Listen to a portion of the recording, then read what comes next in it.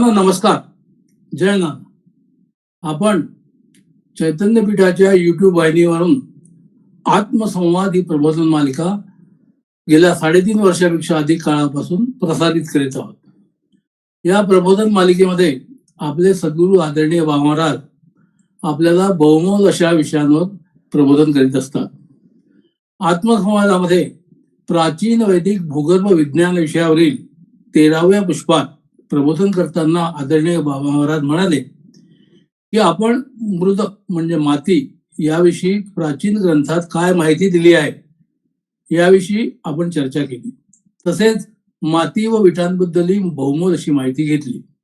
ही सर्व माहिती सिव्हिल इंजिनिअरिंगच्या विद्यार्थ्यांसाठी अतिशय महत्वाची आहे.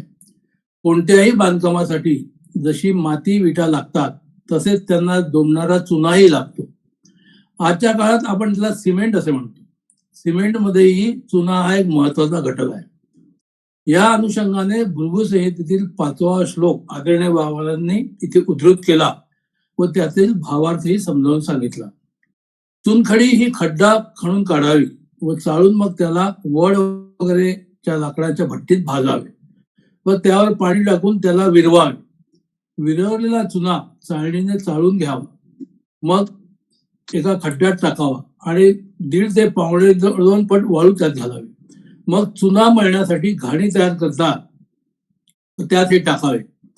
त्यात खड्ड्याच्या अर्ध्या भागा एवढे पाणी मिसळावे, मग त्याला घाणीने मळावे. घाणीतल्या या यंत्राला कूटभेद चक्र असे म्हटले आहे.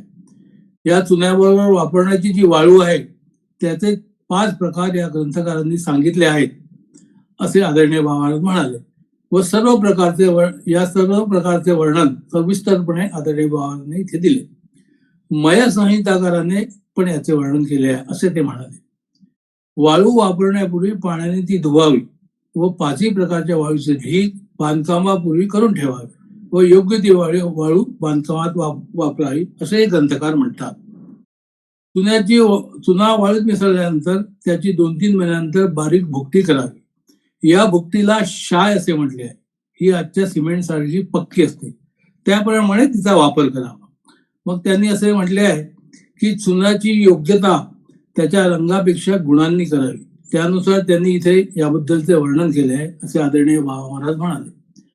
या सर्व तंत्राचे ग्रंथकारांनी सविस्तरपणे वर्णन केले आहे व हे सर्व शिल्पज्ञाने लक्षात ठेवलं पाहिजे असेही आदरणीय बाबा महाराज म्हणाले. पाश्चात्य लोकांना चुन्याचा उपयोग माहीत नव्हता. विदेशा वगैरे भागातल्या बुरुजाच्या बांधकामामुळे त्यांना याचे ज्ञान झाले. इमारतीच्या बांधकामातील अजून एक महत्वाचा घटक म्हणजे दगड हा आहे. 2 दगडांच्या जॉईंटमध्ये कृमी कीटक राहू नये म्हणून चुना देखील वापरला जातो. कोणत्याही बांधकामासाठी कोणता दगड असावा हे पण ग्रंथकारांनी इथे सविस्तरपणे नमूद केले आहे. चांगले दगड कसे व कुठे उपलब्ध होतील याबद्दलही विस्तृत वर्णन ग्रंथकारांनी केले आहे. तसेच कोणते दगड वापरू नयेत ही देखील माहिती या प्राचीन ग्रंथात आहे असे आदरणीय महाराज म्हणाले.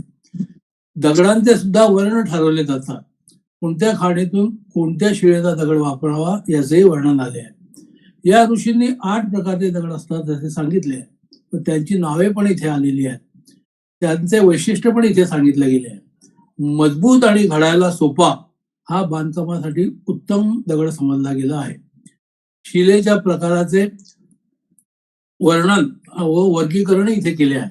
काही महत्वाची नावे व उपमा मय संहितकारांनी दिलेले आहे. बांधकामासाठी तरुण शिलेचा वापर करावा असे म्हणतात व तरुण शिला म्हणजे काय, कोणती याचे वर्णन याच्यात आले आहे. या दगडांवर संस्कार कसे करायचे असा महत्वाचा विचार हिंदी शिल्पकारांनी केले आहे व त्याबद्दलची माहिती इथे देण्यात आली आहे असे आदरणीय बाबा महाराज म्हणाले. एक प्रकारे दगडाची परीक्षा कशी करावी याचे अद्भुत वर्णन या ग्रंथात दिले आहे. या सर्व प्रक्रियेचे अनेक श्लोक आदरणीय बाबा महाराजांनी इथे उद्धृत केले. असे दगड कसे मिळवावे त्याचे वर्णन त्यांनी सांगितले. अशा प्रकारे बांधकामासाठी उपयुक्त दगड कोणते आहेत, ते कसे प्राप्त करावे, त्यावर कोणते संस्कार करावे व ते कशा पद्धतीने वापरावे याचे अद्भुत व सविस्तर वर्णन आदरणीय बाबा महाराजांनी प्राचीन श्लोकांचा आधार घेऊन केले. व अजिंठा वेरूळ भागातील लेण्यांचे दगडांच्या दृष्टीने आपले निरीक्षण काय आहे हे सुद्धा इथे त्यांनी नमूद केले व आपल्या प्रबोधनाला त्यांनी इथे स्वल्प विराम दिला. मी महाराजांना विनंती करतो की त्यांनी आजच्या प्रबोधनाला सुरुवात करावी. नमस्कार.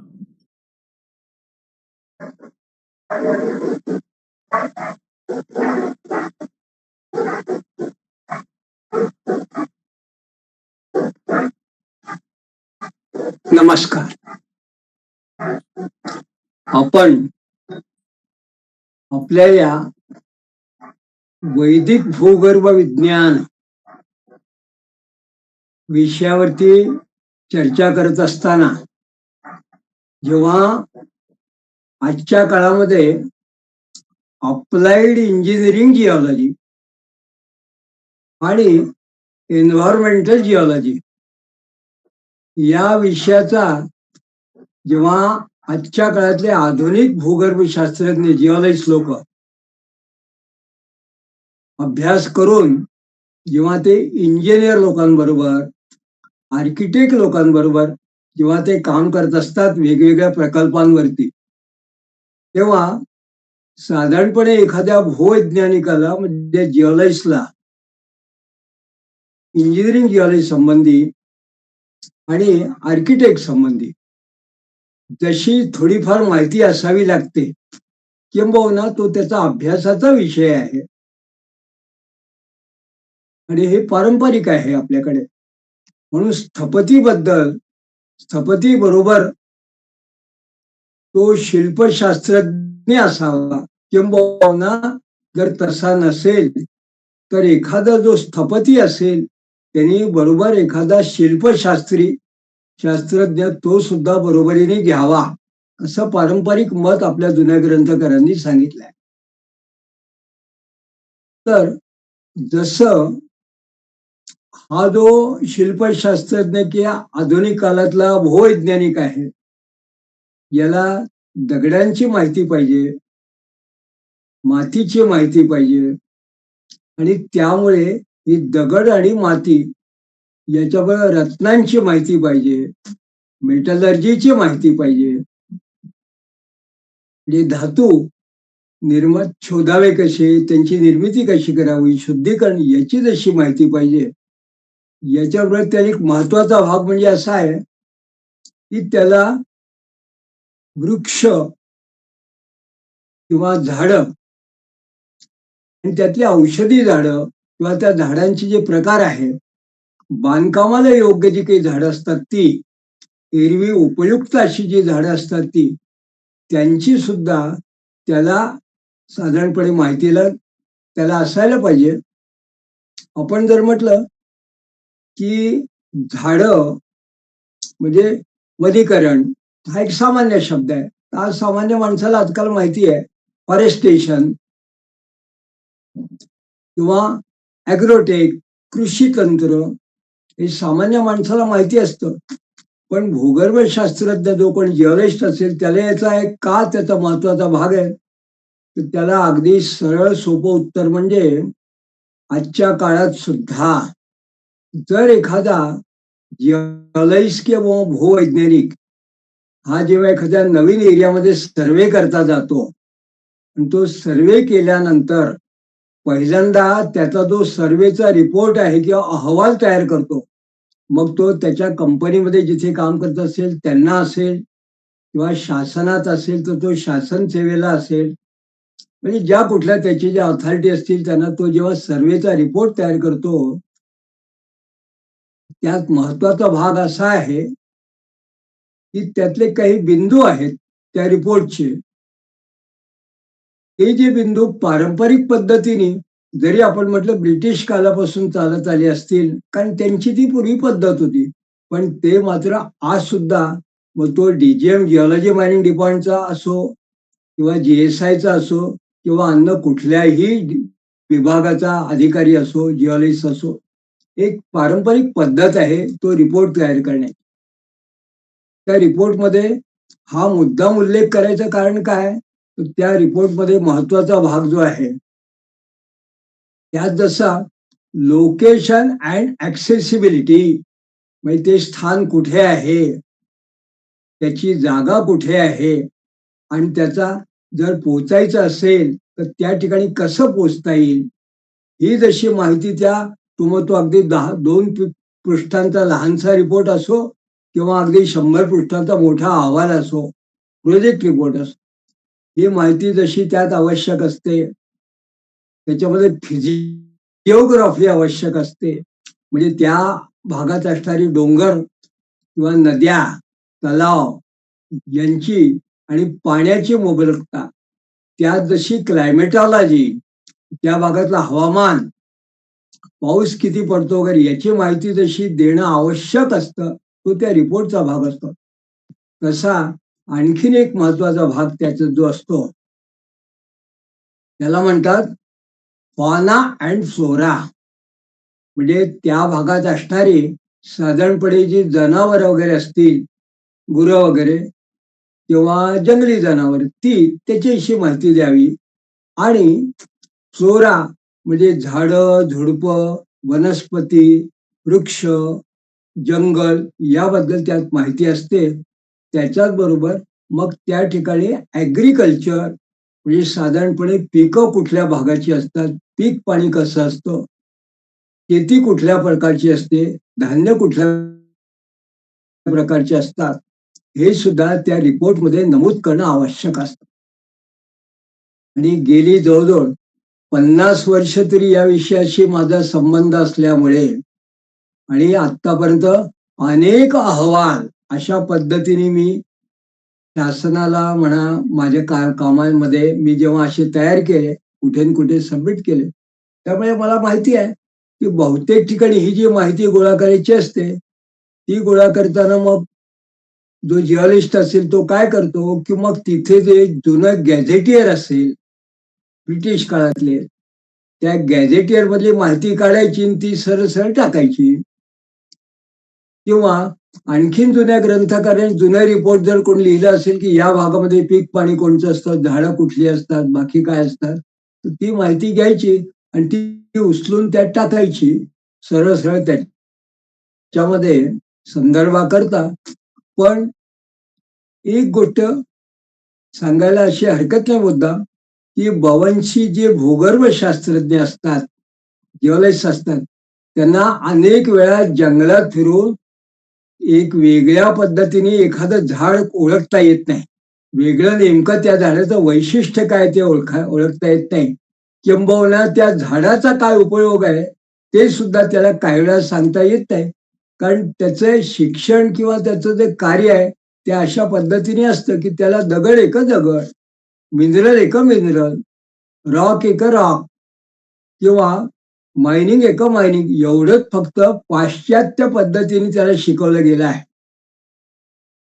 पण आपल्याकडली जी पारंपरिक जी पद्धत आहे त्याच्यामध्ये मात्र हा जो शिल्पज्ञ असेल, शिल्पशास्त्रज्ञ असेल, त्याला सगळ्या गोष्टीचं किमान जुजबी ज्ञान त्याला आवश्यक आहे. आणि त्यामुळे हे जे ज्ञान आहे, या ज्ञानामध्ये ज्याला फॉरेस्ट व्हेजिटेशन म्हणतात ते आणि कृषी विषयक ज्ञान हे सुद्धा तितकंच महत्वाचं आहे. सध्या त्याला इकॉलॉजी असं काही लोक म्हणतात, इको जिओलॉजी म्हणतात, काही ठिकाणी एन्व्हायरमेंटल जिओलॉजी म्हणतात. एन्व्हायरमेंटल जिओलॉजी किंवा पर्यावरणीय भूगर्भ विज्ञान हा एक मोठा व्यापक असा विषय आहे. त्याविषयी आपण बोलणारच आहोत. पण सध्या जेव्हा इंजिनिअरिंग जिओलॉजी किंवा आर्किटेक्चर जिओलॉजी याला सहाय्यक असा जेव्हा भूगर्भ विज्ञान विषयक आपण विचार करतो आहोत, तेव्हा आपण काही निवडक सूत्र आणि ग्रंथ यांच्या आधाराने आज आपण लाकूड या विषयाविषयी आपण त्याला प्राधान्याने विचार करणार आहोत. किंबहुना लाकूड म्हटल्यावरती वृक्ष इथपासून आपण सुरुवात करणार आहोत. तर प्राचीन जे शास्त्र आहे आपलं, त्याच्यामध्ये वृक्ष, वनराई आणि विविध प्रकारची वनस्पती यांचं जेव्हा आपण वर्णन पाहायचं म्हटलं तर जसं स्थापत्य वेद हा अथर्व वेदाचा उपवेद म्हटला गेला आहे, तसंच त्या अथर्व वेदामध्ये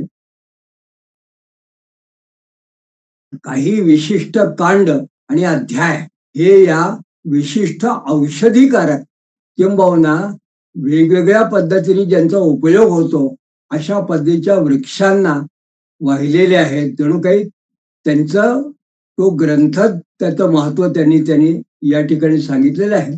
तर मूळ अथर्ववेदामध्ये अशा पद्धतीने जी काही सूत्र सांगितलेली आहे त्याचे जर आपण अध्यायाचे अध्याय पाहत गेलो तर अगदी साधारणपणे असं जर म्हटलं तर अथर्ववेदीय तंत्रज्ञान हा जो भाष्य ग्रंथ आहे, या भाष्य ग्रंथामध्ये जेव्हा त्यांनी सुरुवात केली काही ठिकाणी ग्रंथकाराने वर्णन करताना, तेव्हा या ग्रंथकारांना असं आढळून आलं की त्यांनी 27ही नक्षत्रांना वेगवेगळ्या नक्षत्रांची झाडं अशा पद्धतीने तौलनिक त्यांनी वर्णन केलेलं आहे. तर आपण जर सुरुवात केली या अथर्ववेदीय तंत्रविज्ञान याच्यामध्ये नक्षत्राची म्हणजे ज्योतिषशास्त्राचा आणि वृक्षाचा संबंध हा जर दाखवायचा असेल तर तो कसा, तर ते जे वृक्षाची फक्त नावं या ठिकाणी मी उद्धृत करतो, ती वृक्ष अशी आहे की अश्विनी नक्षत्राकरता कुचला, भरणी करता आवळा, कृत्तिका करता गुल्लर, रोहिणी करता जांभूळ, मृगशिरा करता कथ्था किंवा खैर, आर्द्रा करता अगर, पुनर्वसू करता बास, पुष्य नक्षत्रा करता पिंपळ, आश्लेषा करता चमेली, मघा करता वड, पूर्वा फाल्गुनी करता ढाक किंवा पलाश, उत्तरा फाल्गुनी करता पिलखन नावाचं हे हिंदी नाव आहे. संस्कृत हस्त नक्षत्राकरता जाई, चित्रा नक्षत्राकरता बेल किंवा बिल्वपत्र, स्वाती नक्षत्राकरता अर्जुन वृक्ष किंवा वृक्ष छाल, विशाखा नक्षत्राकरता बबुल, हिंदी शब्द आपण त्याला बाबळी असं म्हणतो, अनुराधा नक्षत्राकरता नागकेशर, ज्येष्ठा करता सेमर आणि पूर्वाषाढ्याकरता बेल हा एक वृक्ष आहे. उत्तराषाढ्याकरता हिंदी भाषेत ज्याला कटहल म्हणतो आपण तो एक आहे. श्रवण नक्षत्राकरता आक वृक्ष हा एक अर्क असा जो वृक्ष आहे. धनिष्ठा करता शमी आहे, शतभिष्ठा करता कदंब आहे, पूर्वा भाद्रपदा करता आम्र वृक्ष आहे, उत्तरा भाद्र करता निंब वृक्ष आहे, नीम ज्याला म्हणतो कडुनिंब, आणि रेवती करता महुवा, ज्याला महुवा आपण बहुतेक या लोकांनी मोहाचं झाड म्हणतात त्याला, अशा पद्धतीने. आणि अथर्ववेदामध्ये असं एका ठिकाणी वर्णन केलं आहे की ज्योतिष शास्त्रानुसारी एक उपचार म्हणून एखाद्या व्यक्तीने जन्म नक्षत्राचं वृक्ष किंवा त्याचं जर वनस्पतीचं असं जर का त्यांनी हे केली, त्याची सेवा केली पाहिजे, तर त्यांनी त्याचा कुठल्या तरी औपचारिक का होईना कुठल्या तरी पद्धतीने औषधीकारक असा परिणाम त्याच्यावर होतो. म्हणून त्याच्यामध्ये एक ठिकाणी मुद्दामी जेव्हा हा विषय घेतला तेव्हा मी सुरुवात केली की अथर्ववेदापासून आपण सुरुवात करावी, किंवा त्यांनी असं म्हटलंय की या अथर्ववेदाने असं म्हटलं आहे, अपवासे नक्षत्राणामपवास उषसामुता अपात सर्वा दुर्भूतमप क्षेत्रीय मुच्छतु, हा एक मंत्र त्यांनी दिलेला आहे. अशा पद्धतीने हा एक विशिष्ट पद्धतीचा मंत्र आहे. आता या ठिकाणी अथर्ववेदामध्ये ज्या पद्धतीने औषधी सांगितलेल्या आहेत त्यामध्ये सुद्धा अशा पद्धतीने यथा सूर्यस्य रश्मया परापतंत्या तु शुमत एवां त्वं कासे प्रपत समुद्रस्यानु विक्षरम, म्हणजे हा मंत्र एक प्रकारचा, पण त्याच्यामध्ये त्यांनी असं म्हटलं की समुद्र फेज जो आहे हा सुद्धा एक प्रकारचा जणू की खोकल्यासाठी म्हणजे याचा उपयोग होऊ शकतो. तर हे जेव्हा आपण अथर्ववेदापासून जेव्हा वृक्षाची आपण सुरुवात करतो, तेव्हा मला या ठिकाणी असं सांगायचंय की अथर्ववेदाने जेव्हा या वृक्षाविषयी वर्णन करायला सुरुवात केली, तेव्हा त्याचं मूळ, कारण अथर्ववेद हा आयुर्वेदाचंही मूळ आहे. त्यामुळे आयुर्वेदामध्ये अथर्ववेदाचं प्रचलन जास्त झालं. स्थापत्य वेदाची मूळ संहिता कुठे उपलब्ध नाही. त्यामुळे या वृक्षाचा असा स्थापत्यशास्त्रीय ग्रंथामध्ये कुठे उल्लेख नाही, कारण मूळ संहिता नाही. पण अथर्ववेदाने वर्णन करताना असं म्हटलं आहे की त्यांनी ज्या 4 प्रकारच्या चिकित्सा म्हटल्या अथर्ववेदाने, कारण आयुर्वेदात जर मूळ अथर्ववेद असं म्हटलं, तर त्यांनी ज्या चिकित्सा म्हटल्या आहेत त्या त्यांनी अथर्वणी चिकित्सा असं म्हटली आहे. त्यात त्यांनी जप हवन वगैरे जे आपण कर्मकांड ज्याला करतो, त्याला जलावशेषण अपमार्जन याला त्यांनी अथर्वणी म्हटले आहे. आणि अंगिरसी चिकित्सा ज्याला म्हटलं, त्यांनी ही ती मानसिक उपचार अशा पद्धतीने मंत्रशक्ती वगैरे त्यांनी जे म्हटलंय. मग त्यांनी असं म्हटलं की जी दैवी चिकित्सा आहे ही पाणी, माती, सूर्यकिरण, वायू, आसन, प्राणायाम आणि प्राकृतिक पदार्थाची, ज्याला सध्या आपण नॅचरोपॅथी किंवा प्राकृतिक चिकित्सा म्हणतो, तर याविषयी त्यांनी दैवी चिकित्सा असं म्हटलंय. आणि मग चौथा मानुषी चिकित्सा म्हटलाय. आणि या मानुषी चिकित्साला त्यांनी औषधोपचार म्हटलं आहे. ही मानुषी चिकित्सा काय आहे? ती औषधींद्वारे केलेली चिकित्सा. आणि असं वर्णन करून या मानुषी चिकित्से संबंधी ज्या काही औषधी वृक्ष, वनस्पती किंवा असं जे काही आहेत वेगवेगळ्या प्रकारचे, त्या सगळ्याचं अत्यंत विस्तारपूर्वक वर्णन आपल्याला अथर्ववेद संहितेत मिळतं. कर्मज भावव्याधी देवी चिकित्सा या ग्रंथातही आपल्याला दिसून येतं. आणि साधारणपणे अथर्ववेदी तंत्रविज्ञान अशा पद्धतीचा जो ग्रंथ आहे त्याच्यातही त्यांनी दिलेला आहे. त्यांनी अगदी संक्षेपाने जर या पद्धतीने विचार करायचा म्हटला, तर त्यांनी असं म्हटलंय या अथर्ववेदिक तंत्रविज्ञान ग्रंथकारांनी की फळं असणारी ज्या औषधी असतात, म्हणजे ज्या औषधी काही वनस्पती ज्यांना फळ येतं त्यांना वनस्पती असं म्हणावं. ज्यांची फुलं दिसत नाही त्यांना सुद्धा वानस्पत्य असं म्हणतात. जसं औदुंबर किंवा आवरमेल. आणि फूल आल्यानंतर ज्याच्यामध्ये फळं येतात त्यांनाही वानस्पत्य असं म्हटलंय. पण फलित झाल्यानंतर जी औषधी वाळून जाते त्याला खऱ्या अर्थाने औषधी म्हणतात. आणि विरुद्ध त्याला असं म्हटलंय तर वेगवेगळ्या प्रकारच्या ज्या औषधी आहेत त्यांना दिव्य औषधी म्हटलंय. त्यांची इतकी संख्या आहे की या ठिकाणी आपल्याला देणं कठीण आहे. प्रत्येकाने तो स्वतंत्र अभ्यासाचा विषय आहे. पण सुरुवातीला फक्त सांगायला म्हणून मी काही अथर्ववेदी औषधी नाव आणि आधुनिक प्रचलित नाव ही फक्त औषधीची अथर्ववेदात असलेली मी नावं सांगणार आहे.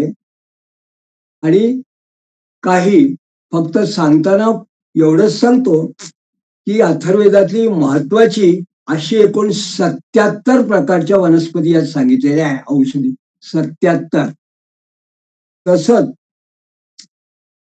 प्राकृतिक चिकित्सा ज्याला असं म्हटलंय त्याच्यामध्ये साधारणपणे 23 प्रकारची विशिष्ट प्राकृतिक असे पदार्थांचं वर्णन केलं आहे. तर या ठिकाणी आपण सहज जर का असा विषय घेतला की याचा नेमका भूगर्भ विज्ञानाशी काय संबंध आहे, तर जो पूर्वीच्या काळी जो भूगर्भ शास्त्रज्ञ असेल तो जेव्हा जंगलामध्ये कुठे काम करत असेल तेव्हा त्याला या औषधांची ओळख असणं सुद्धा तितकंच महत्वाचं होतं. जसं त्याने औषधींची त्याला माहिती असायला पाहिजे. म्हणजे जंगलात काम करत असताना जर काही त्याला व्याधी झाली किंवा त्याच्याबरोबर जर कोणी काम करणार असतील तर त्यांना तात्कालिक उपचार करण्याच्या दृष्टीने त्याला माहिती असावी. हा सुद्धा एक महत्वाचा भाग त्या काळामध्ये कदाचित असावा म्हणून ग्रंथकारांनी असं वर्णन केलेलं आहे. निश्चित ते आजही जंगलात काम करणारे जे लोक आहे, भूगर्भशास्त्रज्ञ सगळे मंडळी, त्यांच्याकरताही उपयुक्त आहे. आणि नैसर्गिक पदार्थ जे त्याला उपलब्ध असतात, त्यांचा काय नेमका औषधी उपयोग हे सुद्धा त्याला माहिती असायला पाहिजे. तर अशा पद्धतीने आपण जर असं म्हटलं, की एकूण 77 औषधी म्हणजे वनस्पती वृक्ष वगैरे आणि पुढे 23 साधारणपणे प्राकृतिक म्हणजे एकूण 100 पदार्थ हे आपल्याला या अथर्ववेदाच्या ग्रंथामध्ये दिसून येतात. औषधी ज्यांना असं म्हटलं. या औषधी ज्या आहे याच्या संबंधी पुढे आणखीन सुद्धा आपण जेव्हा एन्व्हायरमेंटल जिओलॉजी मधली एक शाखा म्हणजे सध्या पेंडेमिक जिओलॉजी किंवा मेडिकल जिओलॉजी असे त्याला म्हटलं जात आहे. सध्या गेल्या 20 वर्षापासून या मेडिकल जिओलॉजी या विषयावरती आपल्या भारतात सुद्धा जिओलॉजिकल सर्वे ऑफ इंडिया या ख्यात शास्त्रीय भूगर्भविज्ञानाची ही जे विभाग आहे त्यात संशोधन होत आहे. त्यात जेव्हा आपण विचार करणार आहोत तेव्हा पुन्हा आपण या काही गोष्टींचा औषधींचा विचार करणार आहोत. पेंडेमिक जिओलॉजी किंवा मेडिकल जिओलॉजी. पण सध्या मी फक्त काही महत्वाची औषधं अथर्ववेदानुसार सांगतो.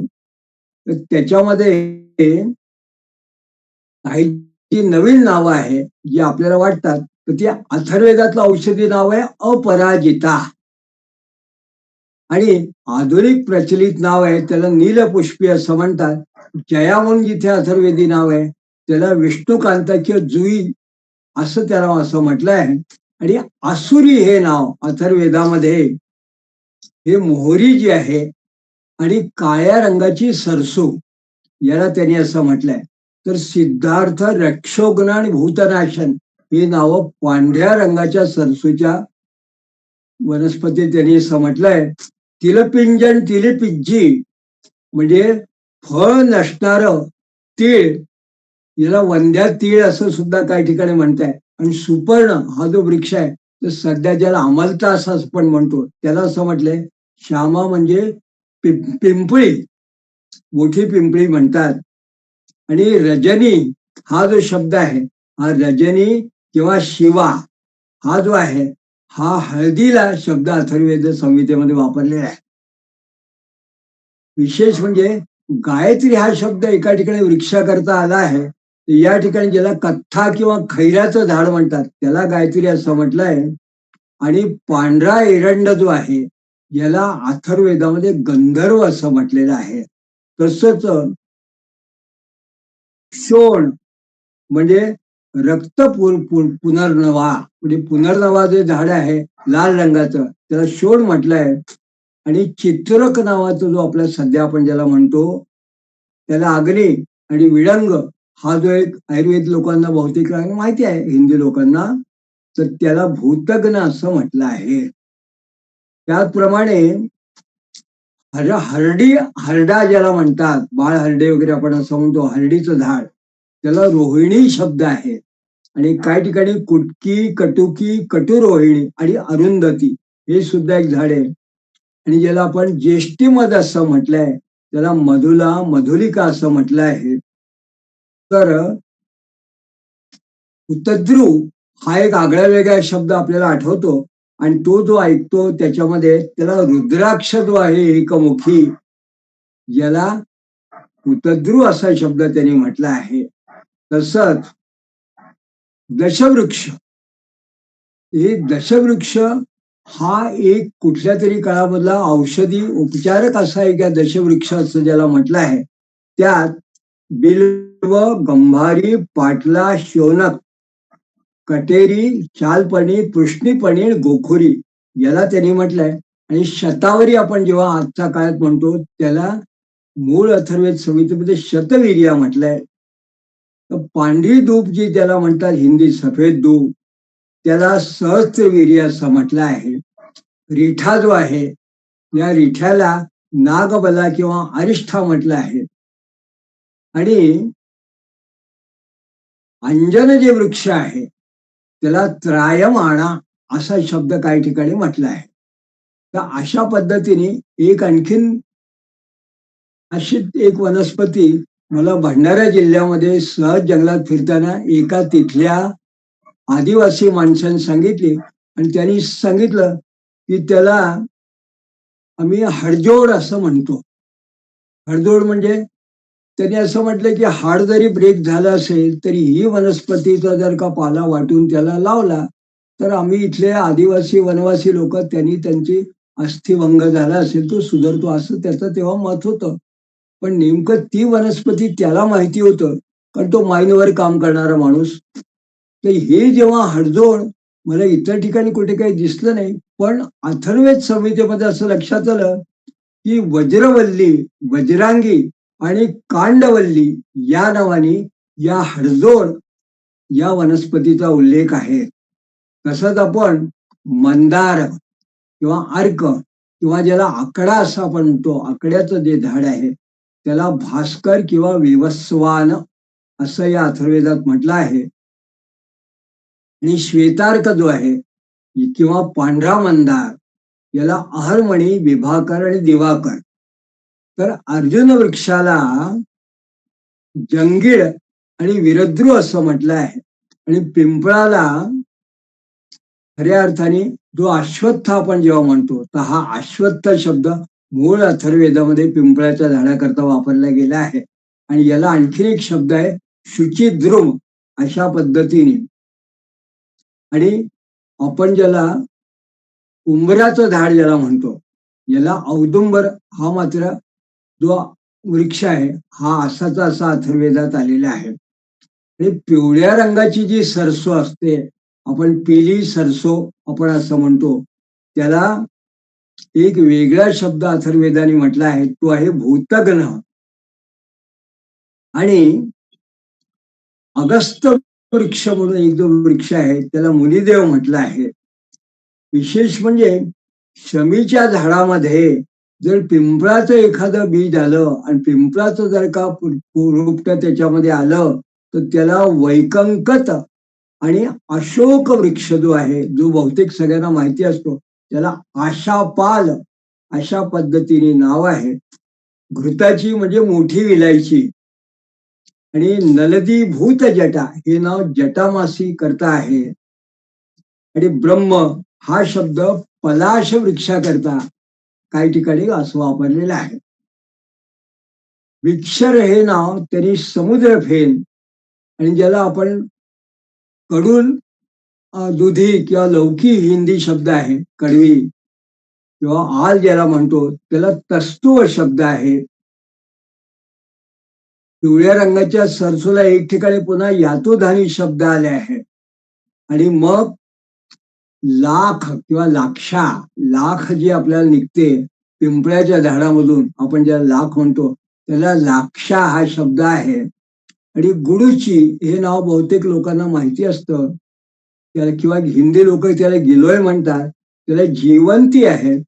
तसंच अपामार्ग हा आणि चीड या नावाचा जो वृक्ष आहे बहुतेक झाडामध्ये त्याला चिपद्रू हा शब्द आलेला आहे. आता लाख जो शब्द आपण म्हणतो हा लाख आपण हा खूप ठिकाणी वापरला जातो. याला लाक्षास पर्णी शिलाची कानिडा म्हणजे एक प्रकारचं धवीर किंवा पिंपळाला जो गोंद येतो त्याला ही लाक्षा किंवा असं हे म्हटलं गेलं आहे. आणि फाल हा शब्द बद्री फल म्हणजे रुद्राक्षाचा एक प्रकारचं जे फळ आहे ते बोरासारखं त्याला फाल असं म्हटलं आहे. तर याच्याबरोबर साधारणपणे जी माती आहे पाणी आहे याची सुद्धा उपयुक्तता ही साधारणपणे जंगलात जो असतो त्याला माहिती असायला पाहिजे. म्हणून मुद्दाम उल्लेख करून या ठिकाणी सांगतो की प्राकृतिक चिकित्सा संबंधी जे पदार्थ आहेत तर याच्यात त्यांनी औषधी जे म्हटलंय तर ते पृथ्वी म्हणजे माती मातीचा एक औषधीकारक गुण म्हणून त्याच्यामध्ये उपजीविकोद धृत म्हणजे बांबीमध्ये जो बांबूचं झाड असतं त्याला जर का आपण उधई लागली आणि त्यातली जी माती तयार होते त्याला उपजीवको धृत म्हटलंय. आणि ऊसर जमीन, ऊसर म्हणजे उखळ अशी झालेली जी जमीन असेल त्याला पृथ्वी संवत असं म्हटलंय. शिवाय ज्याला आपण गोपीचंदन म्हणतो, याचा सुद्धा औषधी म्हणून या ठिकाणी जेव्हा अथर्ववेदाने वर्णन केलं तर त्याला त्यांनी देवी असं म्हटलंय किंवा काही ठिकाणी सौराष्ट्र मृत्तिका असं म्हटलं आहे. आणि आता पाण्याविषयी आपण जेव्हा म्हणतो, या पाण्याविषयी सुद्धा त्यांनी उत्तम पद्धतीने वर्णन केलेलं आहे. तर ते असं म्हणतात की शतवृष्ण्य म्हणजे पावसाचं पाणी किंवा ढगातलं पाणी, मेघजल. आणि अशतक म्हणजे उंचावरून पडणारं पाणी, म्हणजे ज्याला आपण ज्याला असं म्हणतो की फॉल वगैरे किंवा प्रपात, तर ते जे पाणी आहे त्याला अशतक असं म्हटलं आहे. आणि अमृत प्रवाहित होणार जे पाणी आहे जंगलामध्ये असणार त्याला अमृत असं म्हटलंय, प्रवाहत जल असं. यात आणखीन एक शब्द असा आहे की पारा आपण ज्याला म्हणतो मर्क्युरी, ती सुद्धा अथर्ववेदामध्ये याचा उल्लेख आहे आणि त्याला त्यांनी रुद्ररेत असं म्हटलेलं आहे. शिवाय त्यांनी मित्र म्हणजे वायू आणि दैवी आप म्हणजे दिव्य जल. मग वार्षिकी आप म्हणजे मघा नक्षत्रातला जे पाऊस पडला असेल त्याचं पाणी, सिंधू म्हणजे समुद्र किंवा नदीचं पाणी, अनुप्या आपह म्हणजे जो आपण ज्याला झरणा हिंदीमध्ये शब्द आहे किंवा लहानचं जिथे प्रपात वगैरे आपण जिथे असं म्हणतो या ठिकाणी नदीला मिळणारा ओढा, तर असा जो असेल त्याला अनुप्या आप म्हटलं आहे. आणि धन्वन्या आपह म्हणजे वाळवंटी प्रदेशामध्ये जे पाणी असेल त्याला धन्वन्या आप म्हटलं आहे. आणि याच्याबरोबर खनित्रिमा आपह म्हणजे कुवा किंवा बावडी यातलं जे पाणी आहे त्याला खनित्रिमा आप म्हटलं आहे. याच्याबरोबर सूर्यतापी जल हाही शब्द एक ठिकाणी आलेला आहे अथर्ववेद संहितेमध्ये. आणि त्यात त्यांनी असं म्हटलंय की आजच्या व्यावहारिक पद्धतीने जर आपण जर पाहिलं तर सूर्यतापाने गरम केलेलं पाणी, म्हणजे सध्या सुद्धा काही मंडळी जे हायड्रोथेरपी करतात ते पिवळ्या रंगाच्या जर का बाटलीमध्ये पाणी भरून ठेवलं आणि ते सूर्यप्रकाशाने जर तापवलं तर ते त्याला सूर्यतापी जल म्हटलंय. आणि सुवर्णतापी जल म्हणजे पाण्यामध्ये सुवर्ण टाकून ते जर तापवलेलं असाल तर ते जल. अशा पद्धतीने या औषधीकारक जे वनस्पती झाडांची जे वर्णन आहे अथर्ववेदात त्याच्यामध्ये माती आणि पाणी किंवा काही ठिकाणी वायूचं एक वेगळ्या पद्धतीचं वर्णन आलेलं आहे, ते हे सुद्धा आपल्याला दिसतात. आता अथर्ववेदाच्या जर आधाराने आपण त्याची भाष्यकारांनी केलेली जी वर्णन आहेत ती जर पाहायला गेलो तर याच्यामध्ये या ज्या औषधी आहे म्हणजे या झाडांच्या वनस्पतींच्या औषधींचा त्यांचे नाव आहे, त्यांचं नाव आहे ते जातीभेद, वर्णभेद, वर्गभेद, स्वरूप आणि गुणधर्म अशा पद्धती आहेत. तर वर्णभेदाने म्हणजे शुभ्र वर्णाची, श्वेतवर्ण म्हणजे पांढऱ्या वर्णाची, रक्तवर्णा, नीलवर्णा, कृष्णवर्णा, चित्र विचित्र रंग अशा पद्धतीच्या औषधी आहेत. आता हे जे औषधी आहे एखाद्याने म्हटलं की हे वर्णन नेमकं जर एखाद्याने कोणी बघायचं म्हटलं तर म्हणून संदर्भ सांगतो की या अथर्ववेदातल्या 8व्या कांडातल्या 7व्या सूक्तामध्ये या पद्धतीचं वर्णन आलेलं आहे. या पद्धतीने तसंच स्वरूपभेद, या स्वरूपभेदान जर पाहिलं तर मुळापासून अलग अलग शाखांमध्ये फेडणारे असे जे असतील जसं मेंदी किंवा अनार वगैरे याची झाडं किंवा एक मूळ असणारी औषध्या जसे मंदार किंवा आकडा आणि ज्याचं मूळ फेडलेलं आहे जसं ब्राह्मी आणि खस किंवा काटे ज्याला असतात, काटेरी असणाऱ्या औषध्या, जसं कटेरी म्हणतात, उंट कुवारा, जवासा किंवा नागफणी, एक प्रकारचा कॅक्टस आपल्याला माहिती असतं. आणि सूक्ष्म अवयव असणारी औषध्या, जसे झऊ आणि कांड ज्याला असतात, जशी म्हणजे पेरा आपण ज्याला म्हणतो, त्याला सरपत किंवा ऊस, वेत आणि शाखारहित, जशा नारळ, सुपारी, ताड. याशिवाय काही औषधी गुणभेदानी ज्या त्यांनी विभाजन केलं आहे, त्याच्यामध्ये जीवनदायिनी औषधी आहेत, त्या संजीवनी म्हणजे आवळा वगैरे आहे. आणि कुठल्याही प्रकारे ज्याचा साईड इफेक्ट होत नाही, जी हानी करत नाही, अशी एक औषध आहे, ती जशी त्याला जटामासी असं म्हटलंय. किंवा अशा काही औषधी ज्या स्वतःमध्ये एक वेगळी शक्ती असते, जीवनी शक्ती आहे, जशी तुळशी, बिल्वपत्र, ब्राह्मी, शंखपुष्पी. आणि आंतरिक माणसाच्या शारीरिक मधल्या आंतरिक ज्याला आपण म्हणतो, इंटरनल, अशी जी मर्मस्थानं आहे, त्यांना शक्ती देणाऱ्या औषधी, जशा द्राक्षा, अश्वगंधा, अर्जुन, घृतकुमारी, किंवा वरच जर घाव झाले असतील तर त्यांना भरून देणाऱ्या अशा औषधी, जशा उपचारक अशी निंब, नीम, विश्लिष्ट पर्णी. विशेष म्हणजे हृदय, मस्तिष्क वगैरे यांना सुद्धा उपचारक असणाऱ्या अशी आमलकी आणि फुलं असणाऱ्या औषधी, ज्याला पाटलस, अगस्त्य, मधुर रसवाला औषधी, जसं अनारदाणा आणि दाणा, ऊस, द्राक्षा. याच्याबरोबर शोधन आणि स्नेह वर्गाच्या औषधी, म्हणजे प्रचेतसा, चेतना प्रदान करणारी ही जी औषधी आहे, ही वही नावाची एक औषधी, ही सुद्धा अथर्ववेदाच्या 8व्या कांडात 7व्या अध्यायामध्ये सांगितलेली आहे. तिथे तसंच आपल्याला उपयोगात जो भेद आहे, त्यांनी पुनर्नवा, म्हणजे जी पुन्हा पुन्हा पुन्हा पुन्हा आपल्याला उपयोगात आणता येते आणि नवीन रूपाने येते, जशी पुनर्नवा, त्याला असं म्हटलंय. जसं अग्नेरवास असं म्हटलंय, की अग्नीच्या भोजन असं ज्याला आहे, अपांगर्भ, जो औषधी जलोके सारूप, म्हणजे जलांमध्ये ज्या सारूप असतील, तो ध्रुवा म्हणजे स्थिर प्रभावावाली, आणि सहस्त्र नामनी ज्या औषधींचे हजारो नाव असतील, अशा प्रकारची सुद्धा औषधी अथर्ववेदाने वर्णन केलेली आहे. मग याच्याच बरोबर जलीय औषधी आहेत.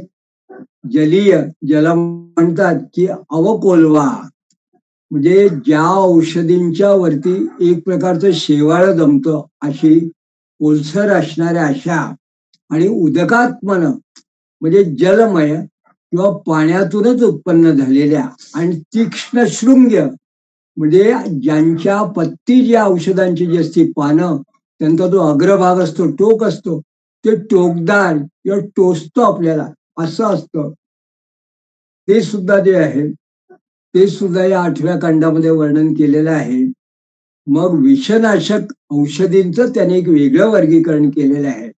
त्यात विषरुणा, ग्राह्य, उग्राह, आणि जी तीव्र गंधरस, आणि विदूषणी, विषग्न, आणि बलासनाशिनी, म्हणजे कफ वगैरे जे आहे ते दूर करणारी. आणि याच्यामध्ये अपामार्ग ही जी वनस्पती आहे, याला मात्र अथर्ववेदाने आणि औषधी शास्त्रात जास्त महत्व दिलेलं आहे. तर अशा पद्धतीने ही सगळे जे औषधी आहे, याच्यामध्ये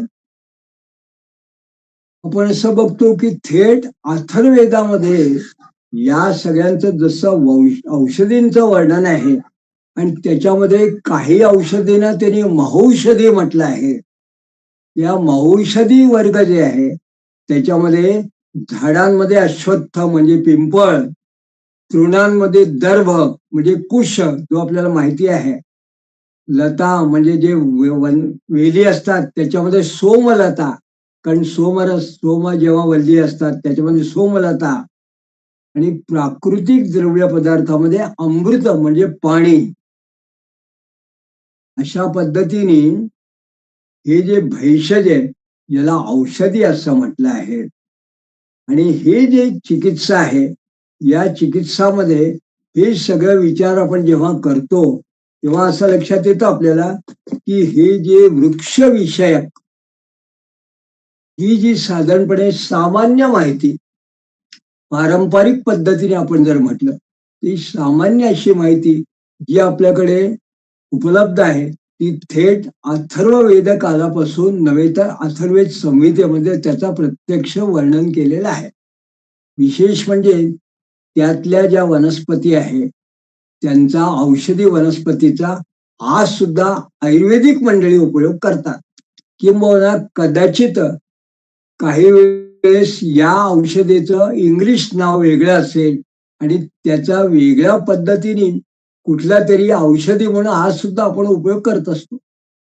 पण तात्पर्य असं की हा विषय जो आहे हा याकरता महत्वाचा आहे की एखादा जिओलॉजिस्ट किंवा भूवैज्ञानिक किंवा भूगर्भशास्त्रज्ञ जेव्हा जंगलात जातो त्याला त्याला किमान काही माहिती आपण जेव्हा जंगलामध्ये मिनरल्स पाहतो मायनिंग करता काम करतो सर्वे करतो तेव्हा जी तिथली झाडं झुडपं असेल ती सुद्धा जर त्याला माहिती असतील तर तो सुद्धा त्याच्याकरता उपयुक्त ठरतं. आता हा जो भाग आहे हा जसा औषधीचा भाग आपण बघितला तसा आणखीन एक महत्वाचा भाग कसा आहे की सामान्य माणसाला म्हणजे इंजिनिअरिंगच्या लोकांना तो कसा उपयोगी आहे ती माहिती ती सुद्धा आपण आता बघतो आहोत. मला या निमित्ताने असं सांगायचं आहे की फक्त जर का याविषयी ग्रंथ आपण बघायचे म्हटले तर आपल्याला मयमतम मध्ये काही ग्रंथ मिळतात. काही ठिकाणी आपल्याला विश्वकर्मा प्रकाश या ग्रंथामध्ये झाडांची माहिती मिळते. अथर्ववेद संहितेत आपण असं बघितलं आहे. भृगु संहितेमध्ये ग्रंथांचं वृक्षांचं वर्णन आहे. पण याच्यावर बृहत संहितेमध्ये सुद्धा जो द्रगालगलम म्हणजे पाण्याविषयी पाणी शोधन विषयी जो एक अध्याय आहे या अध्यायामध्ये अर्धे श्लोक जे आहे ते वृक्षविषयक आहे.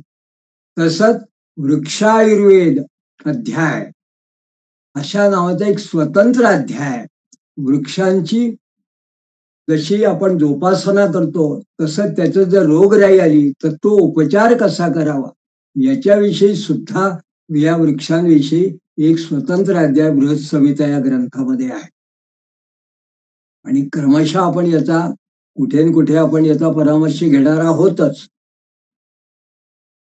आणि विश्वकर्मा प्रकाश हा वास्तुशास्त्राचा मोठा ग्रंथ आहे. तेव्हा या सगळ्याच्या बरोबर विचार करताना मला एक गोष्ट अशी महत्वाची सांगायची आहे की आज सुद्धा टाउन प्लॅनिंग जेव्हा आपण करतो तेव्हा टाउन प्लॅनिंग करत असताना जो टाउन प्लॅनिंग आर्किटेक्ट असेल इंजिनियर असेल किंवा जे अधिकारी असतात त्यांना जेव्हा गार्डनिंग लँडस्केप किंवा एखादी शहरामध्ये जेव्हा काही एखादं जर अशी उद्यान वगैरे याची जेव्हा त्यांना कुठेतरी त्याचं त्यांचं गणिताच्या दृष्टीने त्यांची जी पद्धत असेल त्या पद्धतीने जेव्हा त्यांना त्याची नियत हे जर त्यांना मॅपिंग करायचं असतं तेव्हा तो नकाशा तयार करताना त्यांना सुद्धा याची माहिती आवश्यक असते की जर का आपण शहरामध्ये एखादं गार्डन करतो आहोत तर ते कसं असावं. एखादा उद्यान आहे बालोद्यान वगैरे असेल तिथे कुठले वृक्ष असावे फुलांची झाडं कुठली असावी. औषधी वृक्ष कुठेही लावून चालत नाही तिथे मोठी वृक्ष तिथे नसावी. तिथे कुठली रम्य दिसणारी अशी कुठची झाडं असावी. तर हे गार्डनिंग किंवा लँडस्केपिंग हा सुद्धा एक मोठा महत्वाचा विषय आहे. आणि लँडस्केपिंगचा हा संबंध अगदी सामान्यपणे जर कोणी असं म्हटलं की जिओलॉजिस्टचा त्याशी काय संबंध आहे तर सध्या एन्व्हायरमेंटल जिओलॉजी आणि एन्व्हायरमेंटल अप्रायझल असं जर का जेव्हा एखाद्या माईन साईटवर करायचं असेल तर बरेच वेळा अशा माईन साईटला एन्व्हायरमेंटल मॅनेजमेंटमध्ये लँडस्केप मॅनेजमेंट, एखादी अबॅन्डन जर माईन असेल तर त्या ठिकाणी पुन्हा जर का लँडस्केपिंग करायचं असेल, प्लांटेशन करायचं असेल, तर तेव्हा सुद्धा तो जो कोणी तिथे अधिकारी असेल, मग तो मायनिंग इंजिनियर का असेना, जिओलॉजिस्ट का असेना किंवा एखादा सिव्हिल इंजिनियर का असेना, पण त्याला सुद्धा झाडांची माहिती लागते. म्हणून हा एक महत्वाचा विषय आपण आता या झाडाच्या निमित्ताने चर्चा करतो आहोत. आता आपण जर का भृगुज संहितेमध्ये ज्याचा महत्वाचा भाग हा इंजिनिअरिंग संबंधित आहे, सिव्हिल इंजिनिअरिंग संबंधित, कारण ते त्या भृगुज संहिताकार हे जास्तीत जास्त अशा स्थापत्य म्हणजे सिव्हिल इंजिनिअरिंग संदर्भामध्ये त्यांनी वर्णन केलेलं आहे. ते असं म्हणतात की लाकूड जे असेल त्याचा वर्ण त्यांच्या रंगावरून न ठरता त्याच्या कठीण आणि उपयुक्तपणावरून ठरवलेला आहे लाकडाचा. म्हणजे त्याचं जे वर्गीकरण केलं त्यामुळं वेगवेगळ्या ठिकाणी वेगवेगळ्या प्रकारच्या लाकडांची वर्णन आणि उपयुक्तता याचं वर्णन आहे. म्हणून एका ग्रंथकाराने भाष्यकाराने असं म्हटलंय की रथशास्त्र जे आहे त्याच्यात जे लाकडाचं वर्णन आहे ते नौकाशास्त्रामध्ये नाही आहे, आणि नौकाशास्त्रामध्ये जे वर्णन आहे ते वास्तुशास्त्रामध्ये नाही आहे. तर असे वेगवेगळ्या पद्धतीने लाकडासंबंधी वर्णन केलेले आहे. कृषी पराशर नावाचा एक वेगळा ग्रंथ आहे जो कृषी संबंधित आहे, त्याच्यातही वर्णन आहे, पण ते कृषी संबंधित आहे. आता सामान्य वर्णन जे आहे ते भृगुज संहिताकार असं म्हणतात, अंतःसाराश्च वृक्षाः पनस तरुमुखाः सर्व सारांश चिंचा शाकाद्या नालिकेर क्रमुक यव फलास्ते बहिस्सार वृक्षाः निस्सारा शिशुसप्तच्छद शुकस्तरयाः किंशुकाद्याश्च सर्वे तेशाब्दो शत्रशुद्रो भव वैश्य विप्रास्ततोन्ये. मृगसंहिता म्हणजे गर्भामध्ये आतमध्ये जी झाडं कठीण असतात, म्हणजे जशी फणस वगैरे, फणस, आंबा, आणि ती अंतःसार झाडं त्यांना असं म्हणतात, अंतःसाराश्च वृक्षाः. अंतःसाराश्च वृक्ष या ठिकाणी असं म्हटलंय त्यांनी क्षात्र वृक्ष असं म्हटलंय. आणि चिंच, बाभूळ वगैरे जी झाडी, चिंच किंवा बाभूळ वगैरे याच्यासारखी जी झाडं असतात ज्यांचा सगळाच भाग सारखा असतो ती सर्व सार आहे, याला शूद्र वृक्ष असं म्हटलंय. नंतर नारळी, पोफळी, वेळू ही झाड आहे ज्यांचा बाहेरचा भाग कठीण, याला बहिस्सार अशी झाडं म्हणावी, आणि ज्यात कोणताच भाग कठीण नाही अशी झाडं म्हणजे शेवगा, सांतवण, शुक, पळस ही निस्सार अशा पद्धतीची झाडं असं म्हटलंय. म्हणजे अंतःसार, ज्याला बहिस्सार, निस्सार अशा आणि सर्वसार अशा 4 प्रकारे एक वेगळ्या पद्धतीने हे वर्गीकरण आपल्याला दिसतं. आता ही निस्सार झाडं का असं म्हटलं, ते ही निरुपयोगी म्हणून त्यांनी असं म्हटलंय. यानंतर ते वड, पिंपळ, उंबर ही झाडे असार, असायना असार असं म्हटलंय. यांना त्यांनी ब्रह्मवृक्ष असं म्हटलंय. तर त्यांनी काय म्हटलं की वड, पिंपळ ही जशी ही फार परोपकारी आणि सहसा न मरणारी अशी झाडं आहे, आणि यांच्या फुलांमध्ये आणि इतर झाडांच्या परांगांचा संबंध येत नाही. म्हणजे इतर झाडांमध्ये जर दुसरं काही मिश्रण झालं तर ते काहीतरी वेगळे पराग वगैरे कण त्यात जमा होतात, पण ही जी झाड आहे म्हणजे ज्याला आपण असं म्हणतो की वड, पिंपळ, औदुंबर याच्यात तसं काही मिश्रण होत नाही, म्हणून याने एक शब्द असा वापरलाय त्यांनी, अव्यभिचारी. आणि या झाडांना कारण यात असं इतर कुठलं मिश्रण होत नाही, म्हणून यांना आपण पूज्य देवता वृक्ष असं म्हटलेलं आहे. तात्पर्य वड, पिंपळ, औदुंबर आणि फणस, आंबा, साग, नारळ, पोफळ, बांबू आणि चिंच, बाभूळ, शेवगा, सांतवण, पळस वगैरे अशी झाडं ही जी आहेत, या सगळ्यामध्ये त्यांनी असं म्हटलंय की शेवगा, सांतवण, पळस वगैरे ही जी झाडे ही शिल्पकर्माला निरुपयोगी आहे. कारण यांना त्यांनी निस्सार असं म्हटलंय. बाकी झाडं कुठल्या कुठल्या पद्धतीने वापरण्यात येतात. आता या झाडांचा वेगळा औषधी उपयोग आहे, तो काही या ठिकाणी त्यांनी हे मुद्दाम वर्णन करत नाही. पण इमारतींना कोणची झाडं निरुपयोगी आहे असं एक प्रकारचं वर्णनच एका हिंदी शिल्पकाराने असं म्हटलं आहे. तर ते वर्णन आपण बघितलं की आपल्याला सरळ सरळ या वृक्षांविषयी इंजिनिअरिंग किंवा सिव्हिल इंजिनिअरिंगला म्हणजे स्थापत्य शास्त्राला जी माहिती हवी असते ती माहिती आपल्याला या काही श्लोकामधून मिळते. त्यात त्यांनी असं म्हटलंय की अश्वत्थोम औदुंबरश्च प्लक्षश्च वटवृक्षकाः सप्त पर्णश्च बिल्वश्च पलाश कुटजस्तथा. याच्याबरोबर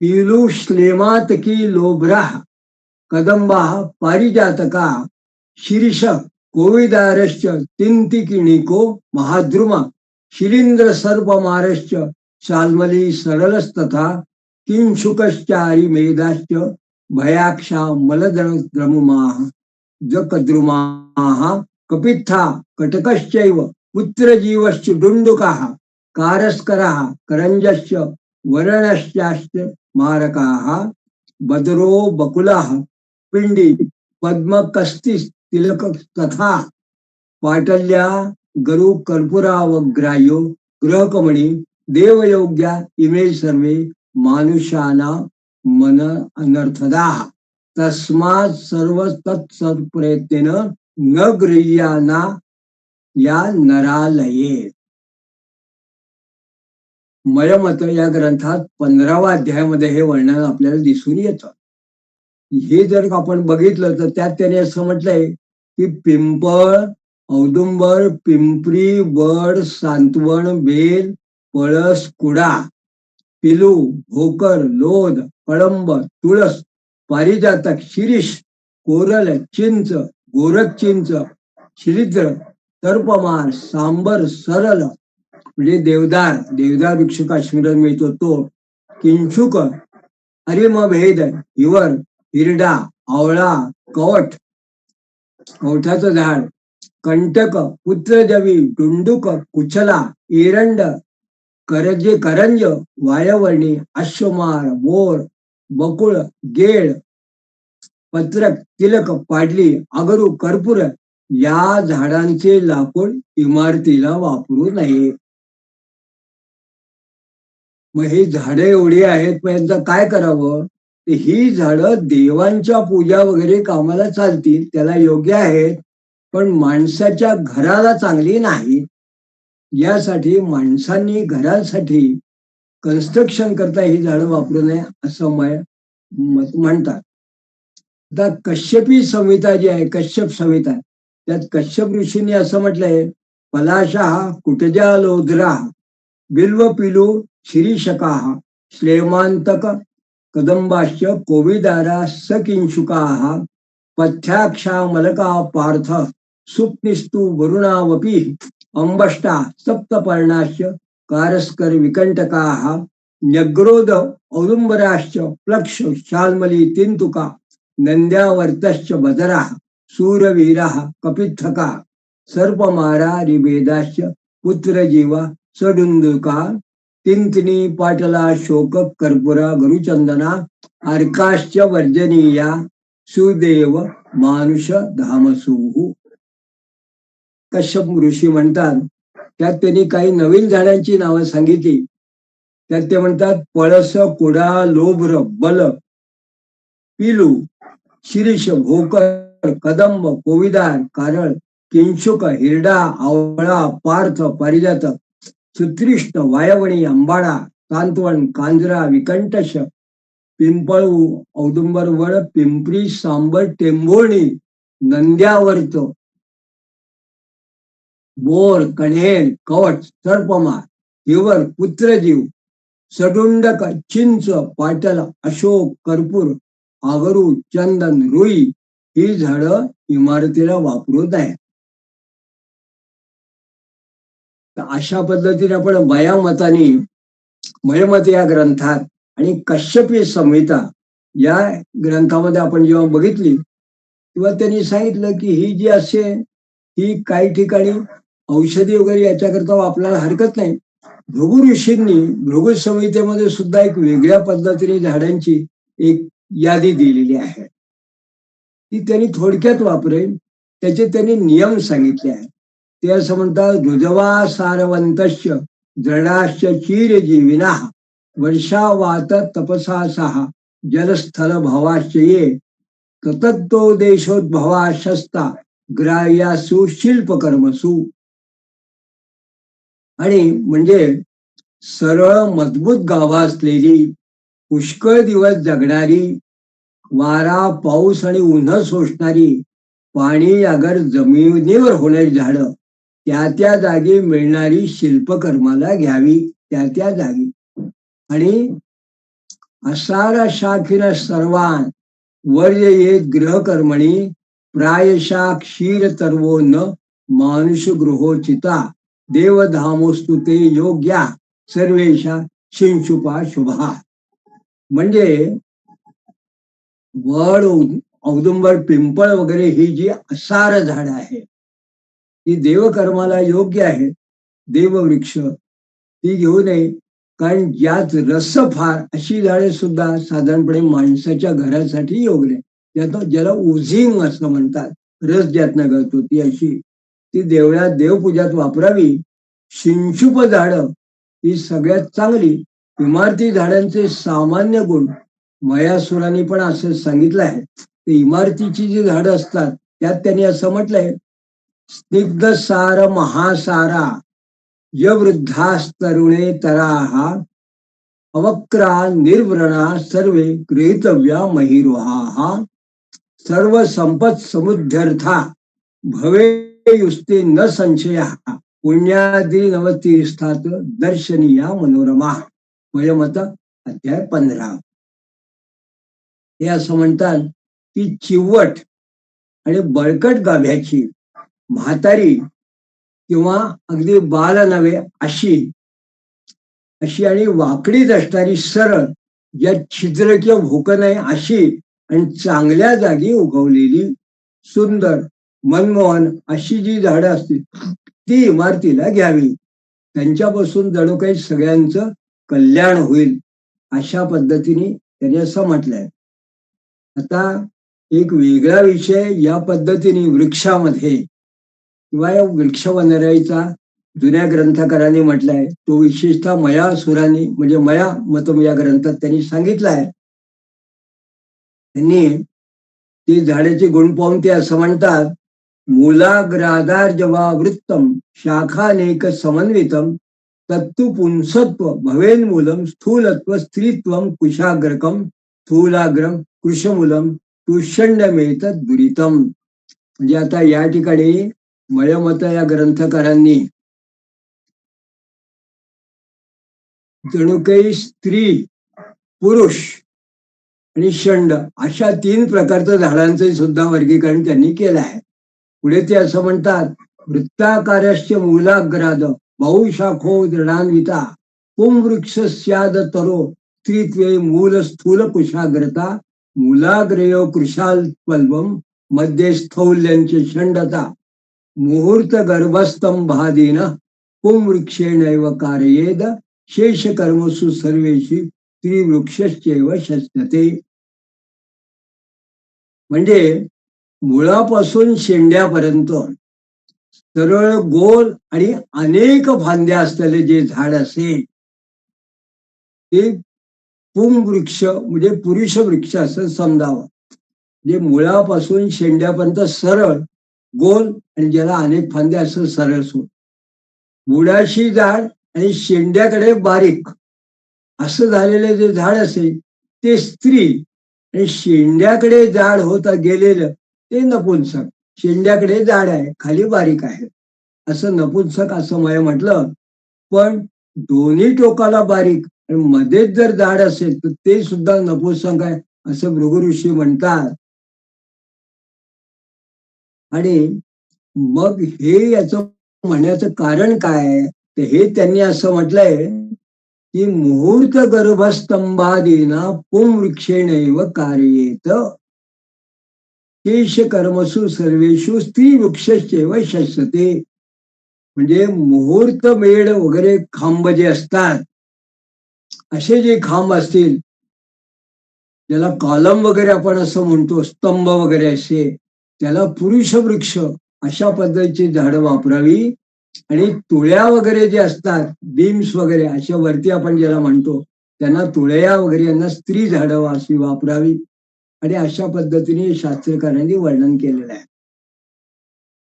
दुसरा, याचा थोडा विस्तारपूर्वक जेव्हा आपल्याला मयमताने केला आहे, तर त्यात त्यांनी आणखीन पद्धतीने असं म्हटलंय की पुरुष हा खदिरा चालो मधुक स्तबकस्तथा शिंशपार्जुनाज कर्णी क्षीरिणी पद्मचंदनो पिशितो धन्वना पिंडी सिंहो राजा जना शमी तिलकश्च ध्रुवा पुंस्ते स्तंभ वृक्षा समीरिता. म्हणजे स्तंभ म्हणजे कॉलम करता साधारणपणे जिथे लाकडाने जिथे बांधणी करायची, जशी केरळ वगैरे भागामध्ये अजूनही आपण बघतो, तर जिथे वृक्षांच्याच आधाराने आपल्याला बहुतेक ठिकाणी बांधणी करायची असते किंवा असे स्ट्रक्चर उभे करायचे असतात, त्या ठिकाणी कुंडील म्हणजे पुन्नाग, खैर, साल, मोहडा, स्तबक, शिसव, अर्जुन, साग, खिरणी, पांढरा आणि तांबडा चंदन, पिशित, धन्वी, गेळ, सिंह, चारुळे आणि शमी, तिलक ही झाडं आहे. ही पुरुष झाडं असून ही खांबांकरता चांगली असतात. आणि मग निंबासना शिरीषाद्यश्च एक कालश्च कटुफल तिमिसो लिकुश्चैव पनसा सप्तपर्णका भौमाश्चैव गवाक्षी चेत्यादेया स्त्रीमही स्त्रीमही रोहा. म्हणजे लिंब, असाण, शिरीष, एक काल, कटकफल, लिकुंभी, तिवस, लिकुच, फणस, सांतवण, जांभूळ, हिरडा वगैरे ही जी झाडं आहे ही स्त्री झाडं असून ती तुळया वगैरे यांच्याकरता उपयोगी आहे. याप्रमाणे झाडांची गुण पाहून त्यांनी लिंगा पद्धतीने त्याचा उपयुक्तता ठरवली आहे. याशिवाय बहिष्कार झाडं म्हणजे नारळ, पोफळ वगैरे ही स्त्री, आणि अंतःसार झाडं म्हणजे आंबा, फणस वगैरे पुरुष, सर्वसार म्हणजे आसार आणि नपुंसक असे काही ग्रंथकारांनी म्हटलं आहे. आता जेव्हा आपण याचा विचार करतो तेव्हा आपल्याला असं लक्षात येते की झाडांचं वय हे कसं ओळखतात, तर झाडांचं वय त्यातील गाभा म्हणजे घट्ट भागाच्या जाडीवरून ओळखतात. तसा ज्या गाभाचा रंग पण कोवळेपणी असेल तो ते निराळा, आणि जुना जर झाल्यावर तो निराळा असतो, त्यावरून जुना आणि कोवळा असा भेद झाडावरून समजतो, असं प्राचीन ग्रंथकारांनी वर्णन केलेलं आहे. त्यासाठी झाड उभा असताना त्याच्या आकारावरून त्यातला सामता आणि गिरमिटाने जर भोग करून त्यात हातोडा वगैरे आपण ठोकून त्याची अंतस्थिती पाहिली आणि मग ते तोडावे, याच्याकरता हा सगळ्या त्यांचा वयाचा त्यांनी वर्णन केलेलं आहे. झाड किंवा लाकूड जे कोवळं असतं ते घरकामाला, बांधकामाला चांगलं नाही असं या ग्रंथकारांचं म्हणणं आहे. आणि कोवळं लाकूड पाणी जास्त पितं, ते मऊ असतं आणि किडे वगैरे त्याला लवकर लागतात, म्हणून ते चांगलं नाही असं या प्राचीन हिंदी शिल्पशास्त्र या ग्रंथकार जे भाष्यकार आहे त्यांनी असं या ठिकाणी वर्णन केलं. मग याप्रमाणे वयाची परीक्षा करायची म्हणजे त्याची अवस्था पाहिजे. तर अशा पद्धतीने आपण जेव्हा अशा पद्धतीने हे सगळं झाडाविषयी आपण वर्णन वाचतो तेव्हा शिल्परत्न या ग्रंथामध्ये 14व्या अध्यायामध्ये एक श्लोक जो उद्धृत केलेला आहे, हे श्लोक एका वेगळ्या पद्धतीने वर्णन करणारे म्हणून महत्वाचे या ठिकाणी मुद्दाम आहे. ते असं म्हणतात या झाडाच्या महत्वासाठी, देवद्विजन देवद्विजन नरेंद्राणा विषांच शकटे गजेहि दार्वाहरणविष्टम स्याद नेशा विविराब्दिद प्रवेश्य शस्तद्वारेण शिल्पशाला स्थले तत वालुका संचये दारू शायेत पूर्वमस्तकम न परावर्तनम कुर्यात दष्ट पंचत्रितिमासता. म्हणजे पहिल्या प्रतीची इमारतीची जी लाकडं असतील ती त्या काळामध्ये जेव्हा वाहतुकीची साधन असतील नसतील, ती त्यांनी असं म्हटलंय की पहिल्या प्रतीच्या इमारतीची लाकडं ही शकटेर गजे आहे, हत्तीवरून, आणि दुसऱ्या तिसऱ्या प्रतीच्या इमारतीची लाकडं गाड्यातून, आणि चौथ्या प्रतीची इमारतीची लाकडं माणसांनी डोक्या खांद्यावरून न्यावी. पहिल्या प्रतीची जी असतील ती म्हणजे मोठी, ती हत्तीवरून न्यायची आणि मग ती शिल्पशाळेमध्ये वाळूवर आडवी ठेवावी. वालुका संचये दारू शायेत पूर्वमस्तकम. आणि मग या पद्धतीने त्याने असं म्हटलं की न परावर्तनम कुर्यात अष्टपंचत्रिमासता पंचादिष्ट प्रमाणेन भित्वा क्रकच कोटिना अंतर्मुख बहिर्पृष्ठम प्रकल्पात्रात कमुन्मेद मूले चागरेच तत्कृत्वा तत्क्षणादी समाचरेद.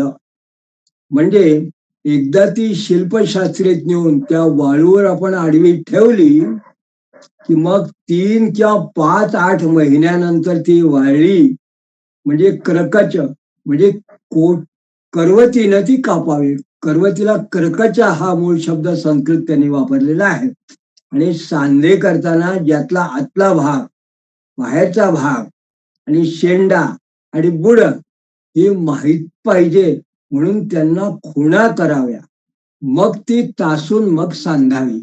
अशा पद्धतीने त्याला खुणे सुद्धा त्यांनी असं मुले चागरेच तत्कृत्वा तत्क्षणादी समाचरेत अशा पद्धतीने त्यांनी वर्णन केलेलं आहे. त्या पद्धतीने जेव्हा त्यांनी वर्णन केलं तेव्हा त्यांनी आणखीन एक गोष्ट अशी सांगितली आहे की खूप ठिकाणी हे लाकडाचे जे संस्कार करणं भाग आहे त्याच्यामध्ये वर्णन करताना जणू काही भोग घेऊन त्यात लाकूड कोवळं आणि जुनं वगैरे पाहणं, त्याची साल काढून गाभा मोकळा करणं, मग गाभ्यातला उत्तम भाग काढणं, मग जणू काही लाकडाचं नामकरण करणं म्हणजे एक प्रकारचं त्याला नाव ठेवणं, आणि वेदान म्हणजे लाकडाचा आवाज पाहणं किंवा दर्शन म्हणजे लाकडाचा रंग पाहणं, शिवाय लाकडाला खारं पाणी आणि मोरचूद वगैरे त्याला पाडणं हा सुद्धा एक प्रकार जसा संस्कार म्हणून त्यांनी असं म्हटलंय. आणि मग नमुन्याला लाकूड मिळवणं आणि लाकडाची एक प्रकारची शक्ती ज्याला आपण म्हणतो त्याची टेनेसिटी वगैरे आपण म्हणतो हार्डनेस ते बघणं, मग लाकडाला लाकूड जोडणं आणि मग त्याची जर काही जिन्नस काही आकार द्यायचा असेल तो करणं, आणि निरुपयोगी लाकडं गोळा करणं, घलप्या वगैरे याचा आपण ज्याला वेस्ट म्हणून निकाल लागणं, आणि जो भुस्सा असेल सॉडस त्याचा आणखीन काय उपयोग करता येतं, अशा पद्धतीने एक प्रकारचं संस्कार एक त्यांनी वर्णन केलं आहे. तर ते वर्णन करत असताना ग्रंथकाराने असं म्हटलं की लाकूड तोडल्यावर ते खाऱ्या पाण्यात टाकून ठेवणं हितकारक असतं. खाऱ्या पाण्यामध्ये लाकूड ठेवावं. हे खारं पाणी त्याच्या रंध्रात शिरतं, त्यामुळे त्याला कीड वगैरे लागत नाही. पूर्वी मोरचुदाच्या पाण्यात लाकडं आणि लाकडी सामान बुडवून ठेवत असत. हल्ली पाश्चात्यात क्रिओसोट त्याला असं म्हणतात, अशी आशेसारखी ज्याला जर्म्स किलर अशी द्रव्य लाकडात कोंबतात आणि ज्याला ट्रेनचे स्लीपर आपण म्हणतो, रेल्वे रुळाच्या खाली जे स्लीपर असतात पट्ट्या, त्याची मातीशी आणि वाळवीशी संबंध येणारी अशी जी लाकडं असतात, त्यांना आपण पाहतो की ती जेव्हा सडतात वगैरे अशामध्ये, तर त्यांना वेगळ्या पद्धतीने असं द्रावण केल्याशिवाय त्याला कवचात केलं टिकत नाही. म्हणून त्याला डांबर लावून किंवा जाळून काढून पण लाकडे याप्रमाणे टिकतील अशा पद्धतीने करतायत.